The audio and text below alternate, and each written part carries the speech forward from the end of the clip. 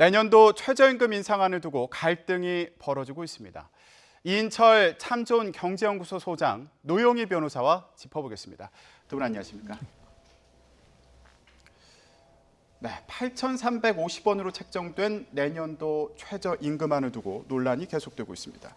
소장님, 지금 노동자 그리고 사용자 측 모두에서 받아들일 수 없다 이런 목소리를 내고 있는데 일단 양측의 입장 그리고 그런 주장의 배경을 짚어봤으면 좋겠습니다. 그렇습니다. 사실 올해만큼 유독 이 최저임금과 관련한 논란이 길어진 것도 유례없는 사실인데요. 이 노사 모두가 불만족스럽다라는 겁니다. 이 소상공인의 경우에는 이 기울어진 운동자 자체를 개선하지 않고 을과 을의 대결로 내몰리고 있다. 네. 그러니까 영세 사업장의 매출이 10이라면 4 정도는 건물주 임대료한테 돌아가고요. 그리고 4 정도는 본사에 들어갑니다. 그리고 나머지 2를 가지고 이 뭐 사업주와 이제 근로자들이 나눠 갖는 방식인데 기본적으로 임대료나 본사의 값을 그리고 이제 납품단가 후려치기와 같은 이런 이제 길어진 운동장 그대로 놔둔 채 소상공인들을 범법자로 내몰리고 있다. 예. 따라서 나는 10.9% 올라간 시간당 8,350원에 대해서 받아들일 수 없다. 이 모라토리엄이라고 해서 나 범법자가 될 테니까 나를 구속하라. 라는 겁니다. 예. 사실 최저임금법은 굉장히 엄격합니다. 사업주가 이를 지키지 않았을 경우 3년 이하의 징역 또는 2천만 원 이하의 벌금에 처할 수 있는데 차라리 망하느니 범법자가 되겠다라는 면에서 항변을 하고 있고요. 예. 그러나 이제 노동계도 불만은 마찬가지입니다. 노동계의 경우에는 이제 문재인 대통령이 공약을 보고 굉장히 투표를 했는데 정작 2020년 시간당 10,000원은 요원해졌다는 겁니다. 그리고 이번에 이제 이 최저임금위원회 노동자 측의 의견은 올해 내년과 후내년 똑같이 15.2%를 인상하게 되면 2020년 시간당 10,000원이니까 이걸 주장했지만 공익요원 쪽에 의견이 받아지다 보니까 이런 부분에 대한 불만을 제기하고 있고 또 하나는 이 최저임금법 산입 범위가 늘어나다 보니까 민주노총의 경우에는 이전부터 아예 최저임금위원회 전원회의에 참석조차 안 했습니다. 예. 이렇게 정기상여금과 복리후생비 일부를 최저임금에 산입함으로 해서 이미 최저임금, 근로자들의 생계에는 굉장히 못 미치는 턱없이 부족한 두 자릿수 임금 인상안이라고 하지만 실질적으로는 한 자릿수 이하의 굉장히 낮은 인상폭이다라는 이유로 반대를 하고 있는 겁니다. 예. 그러니까 지금 사용자 측에서는 보완책 마련이 필요하다 이렇게 얘기를 하고 있고요. 그리고 노동계에서는 실질 인상률은 지금 얘기하는 거에 못 미치고 있다 이렇게 주장을 하고 있습니다. 그런데 이게 논의 과정을 보니까 사용자 측에서는 이 최저임금을 업종별로 차등적으로 적용하게 해달라 이렇게 요구를 했습니다. 그런데 받아들여지지는 않았어요. 일단 이게 뭔지 좀 알아봤으면 좋겠습니다. 근데 기본적으로 우리나라가 지금 현재 이번에 얘기된 거는 10.9% 최저임금을 인상을 하지 않았습니까? 예. 근데 이게 사실상 2.4%밖에 안 된다라고 하는 얘기가 나오는 이유 중에 하나가 이 통상임금이라고 하는 것을 무엇과 무엇으로 구성된 것으로 볼 것이냐. 그리고 이 통상임금이라고 하는 것에 몇 퍼센트 올린 것을 우리가 최저임금으로 계산을 보통 하고 있는데, 그러니까 기준을 삼아서. 근데 이번에 복리후생비 같은 것들을 집어넣다 보니까 어차피 원래는 그게 포함이 안 돼 있던 그냥 당연히 받았어야 될 돈이 이번에 이쪽에 포함이 되면서 문제가 생긴다는 건데 예컨대 좀 설명이 복잡하니까 예를 들어서 하나 말씀드리면 예를 들면 기본급이 157만 원에 복리후생비를 40만 원을 받던 사람이라고 한다면 이게 157만 원 더하기 40만 원이니까 197만 원을 원래 오늘 받는 거 아니겠습니까? 올해는. 근데 내년에 이 통상임금에 산입되는 범위가 이 복리후생비 중에 일부가 들어가게 되는 거예요. 그렇게 되면은 기본급이 좀 올라가는 형태가 되는 거 아니겠습니까? 그런데 그 기준이 157만 원 플러스 40만 원에 대해서 그 7%인 12만 원을 제외하고 들어가요. 그렇게 되면 실제 수령액이 186만 원이 되는 거예요. 그러니까 원래는 197만 원을 기준으로 받았어야 되는 건데 186만 원이 되니까 오히려 그 올라가는 금액이 아예 없고 더 마이너스가 되는 구조가 되는 거잖아요. 그러니까 이런 식으로 되는 거 이유 중에 하나가 기존의 그 사용자들이 통상임금이라고 하는 것을 원래 좀 줄이기 위해서 수당이라고 하는 걸 막 늘려놓던 상황에서 갑자기 최저임금이라고 하는 걸 올리는 상황으로 가다 보니까 이제 이런 일이 발생을 하게 된 건데 그래서 업종에 따라 따라서 최저임금이라고 하는 것을 차별해서 지급해 주자라고 하는 얘기가 나왔지만 예. 사실 현재 구조가 지금 그렇게 맞지 않기 때문에 이거는 부족하지 않냐라는 설명을 하고 있는 거고요. 그래서 이 노동계에서 지금 얘기하고 있는 거는 지난번에 있었던 그 통상임금의 산입 범위가 너무 잘못되었기 때문에 고쳐달라는 내용이 하나가 있었었고, 또 하나는 고쳐주지 못할 것 같으면 아예 퍼센티지 많이 올려줘라. 왜냐면 기본급 올려주면 되는 거니까. 그렇게 주장했지만 그게 안 받아들여진 거였습니다. 예. 결국에 지금 그 기본이 되는 임금에 포함되는 항목들이 많아졌다. 맞습니다. 그 문제를 지적하는 부분에 대해서 설명을 해주셨고요. 그리고 업종별로 최저임금을 차별해서 이제 적용하는 그 부분에 대해서도 받아들여지지 않은 부분에 대해서 간단히 설명을 해주셨는데, 외국에서는 이게 업종별로 최저임금을 다르게 적용하도록 되어 있나요? 사실은 뭐 외국과의 어떤 시간당 최저임금을 단순 비교하거나 이거는 조금 크게 우리나라 사정과는 맞지는 않지만 이렇게 업종별 차등화를 하거나 아니면 지역별 이제 차등화를 하는 곳이 있습니다. 네. 그리고 우리나라도 지금 최저임금법 제4조 1항을 보게 되면 최저임금을 사업의 종류별로 구분해서 결정할 수 있다라고 규정이 되어 있습니다.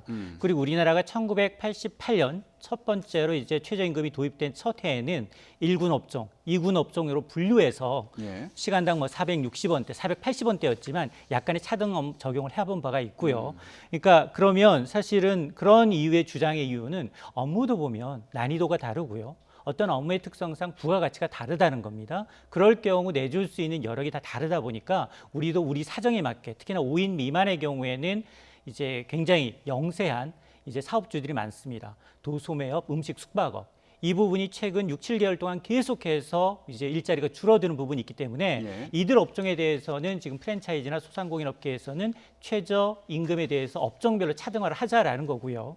그러나 반대측의 논리를 들어보면 그렇게 되면 특정 업종만을 낙인 찍는 게 아니냐. 누가 과연 그 업종에 가서 일을 하겠느냐. 예. 노동자들의 근로의욕을 저하시키는 일이다라면서 반발하고 있는 겁니다. 예.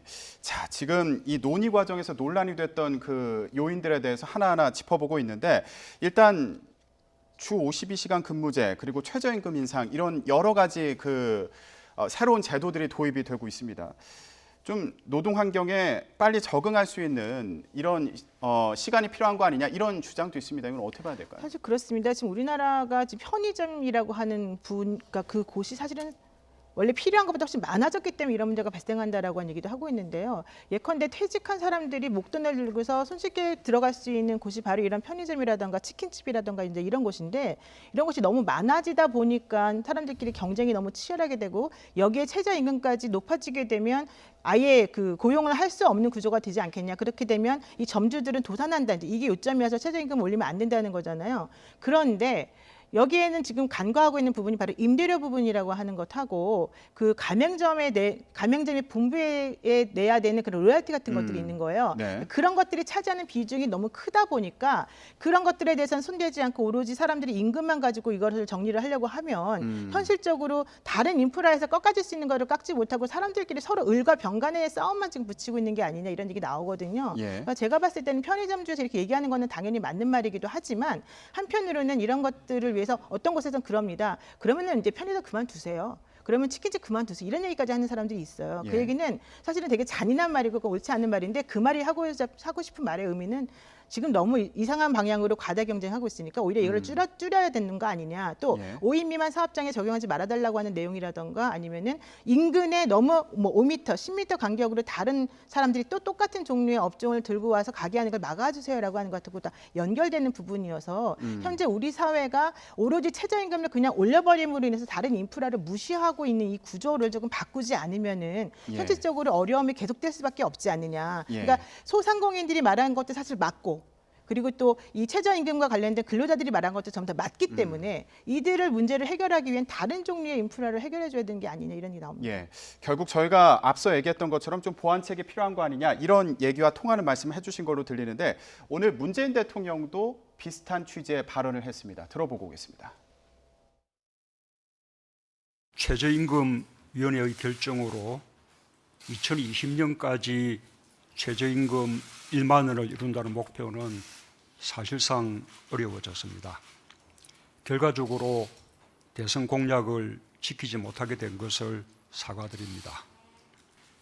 그러나 최저임금의 인상 속도가 기계적 목표일 수는 없으며 정부의 의지만으로 할 수 있는 일이라고 생각하지 않습니다. 최저임금의 빠른 인상은 저임금 노동자들의 임금을 높여 인간다운 삶을 보장하는 동시에 가계소득을 높여 내수를 살리고 경제를 성장시켜 일자리의 증가로 이어지는 선순환 효과를 목표로 합니다. 정부는 최저임금의 인상으로 영세자영업자와 소상공인들의 경영이 타격받고 고용이 감소하지 않도록 일자리 안정자금뿐 아니라 상가 임대차 보호, 합리적인 카드 수수료와 가맹점 보호 등 조속한 후속 보완 대책 마련에 최선을 다하겠습니다. 또한 근로장려세제 대폭 확대 등 저임금 노동자와 저소득층의 소득을 높여주는 보완 대책도 병행할 것입니다. 네, 지금 논란이 계속되면서 문재인 대통령도 후속 대책에 준비하는데 노력하겠다 이런 취지의 얘기를 했습니다. 아까 뭐 납품 단가라든가 임대료 문제 같은 것들을 지적을 해주셨는데 어떤 보완책들이 있을 수 있을까요? 그러니까 앞뒤 순서가 바뀐 겁니다. 사실은 먼저 이런 길어진 운동장을 평평하게 만들어 놓고 난 다음 최저임금을 인상을 했어야 하는데 네. 지금은 이제 이 여러 가지 앞서 이제 지적하셨던 납품단가 상가임대차 보호법도 그렇고요, 카드 수수료도 그렇고요, 대기업의 갑질이나 프랜차이즈의 어떤 통행세 같은 여러 가지 문제점을 그대로 놔둔 채 을과 을의 대결로 내몬 측면이 있다. 거기에다 두 자릿수 인상이 누적되다 보니까 소상공인 입장에서는 29%의 인상률이에요, 2년 만에. 그러다 보니 지금 사실은 국회가 사실은 해결해야 될 문제가 굉장히 산적해 있습니다.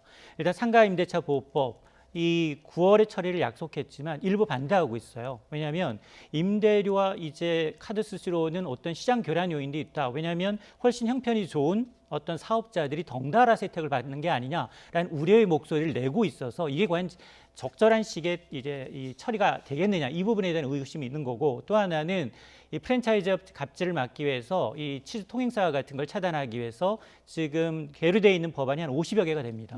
근데 이거를 지금 처리하지 않고 있다는 거죠. 네. 그러다 보니까 이게 과연 야당이 발목 잡아서 안 되는 거냐, 여당이 반대해서 안 되는 것도 있다는 겁니다. 그러다 보니까 이런 부분에 대해서 과연 국회가 빨리 조속하게 처리하고 난 다음에 이런 불협화음을 좀 없애는 노력이 필요가 합니다. 네, 알겠습니다. 지금 상황을 보면 소상공인 입장도 그렇고요, 그리고 노동계 입장도 그렇고요, 양측 모두 틀렸다고 말하기는 어려운 상황으로 그렇습니다. 보입니다. 모두 다 좀 어려운 상황이기 때문에 이렇게 갈등이 생기고 있는 것으로 보이는데 변호사님 보실 때는 좀 해결할 수 있는 방법이 있을까요? 어떻게 보십니까?